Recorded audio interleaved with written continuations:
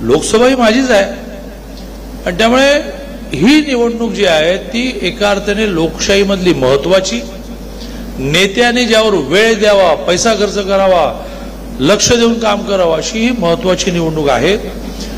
कुठली कधी होईल हे आज रात्रीपर्यंत कळेल, पण बहुधा जिल्हा परिषदेची दिली होईल दिवाळीनंतर। आता काय झालंय, टीव्हीचं काय प्रकरण आहे की ते माझा आगा पिछा सोडतात बरोबर मध्येच पकडतात। आता लगेच ते काय सुरू करतील की दादाचं निवडणूक आयोगाशी बोलणं झालेलं दिसतंय, सरकारचा निवडणूक आयोगावर कंट्रोल आहे। अरे काय अंदाज बिंदाज आहे की नाही, 45 वर्ष झाली माझी सामाजिक राजकीय जीवनामध्ये।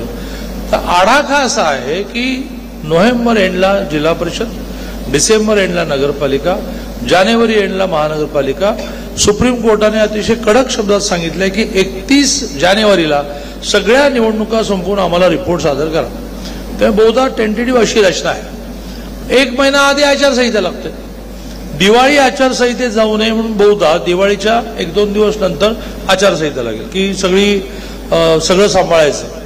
मग हे झेंडे लावायचे परवानगी काढा, मग पर झेंडा किती खर्च तो निवडणूक आयोगाला द्या, त्यात उमेदवार घोषित होईपर्यंत परवानगी काढायला लागेल।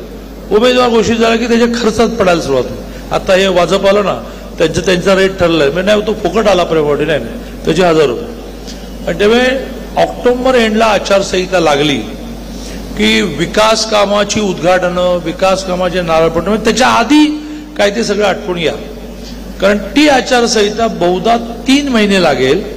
याचं कारण सगळं मिक्सच झालंय ना, महानगरपालिका, नगरपालिका, जिल्हा परिषद। याच्यात ऑक्टोबर एंडला आपल्याला जी विकास कामं बंद करायला लागतील ती जानेवारी एंडलाच महानगरपालिका निवडणुका झाल्यानंतर आचारसंहिता संपेल, हे आपण लक्षात घ्या।